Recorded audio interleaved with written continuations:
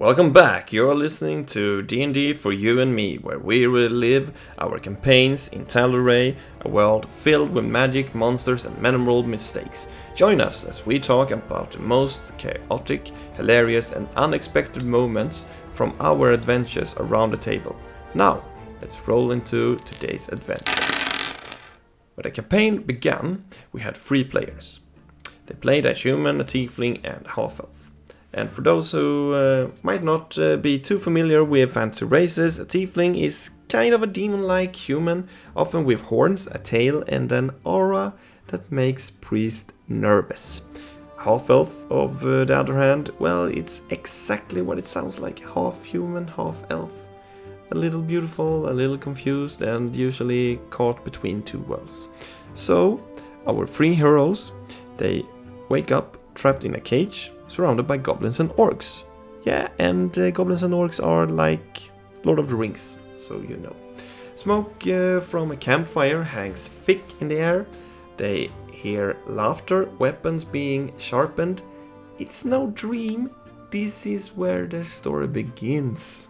In the cage next to them sits an old man. He looks beaten, but his eyes still burns with determination.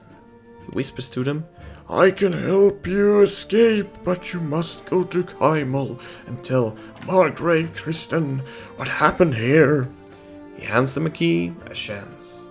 When they ask why he won't come with them, he replies calmly, "I'm too injured. I just want to survive and send soldiers to save me and stop them."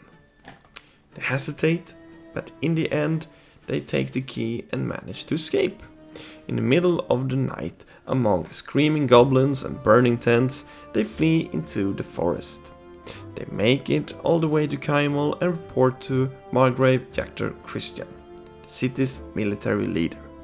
He listens, seems pleased and offers them a contract. A simple job: clear the roads of goblins and orcs, make the cities safe again. In this campaign, all roads are filled with goblins and orcs, who attacks humans and every other race that goes along the roads, that is hostile to orcs and goblins, continuously. So this is a big problem in the world that the Council of Emon wants to get rid of. So this is the task our heroes has right now. They sign without hesitation. Easy money, they think, but as everyone who has ever played D&D knows, no quest is ever simple. When they return to the place where they were captured, the man is gone.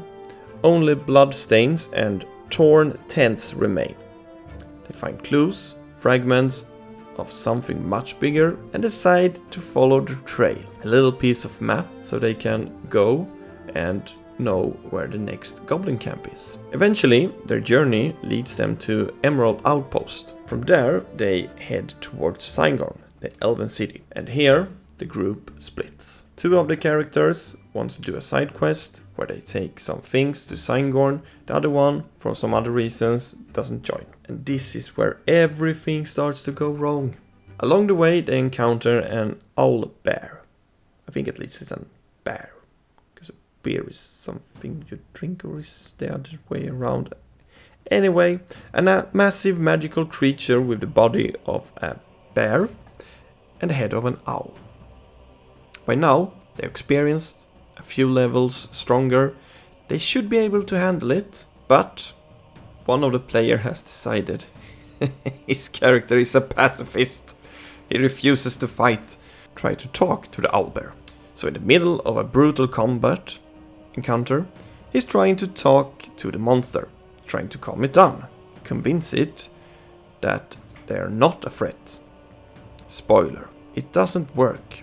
The owlbear has been a prisoner of goblins and orcs. They have tortured it, hold it captive, and now released it to get its revenge on these players. After several rounds of visual attacks, claws, bites, and failed dice rolls, our human falls dead. First player death of the campaign.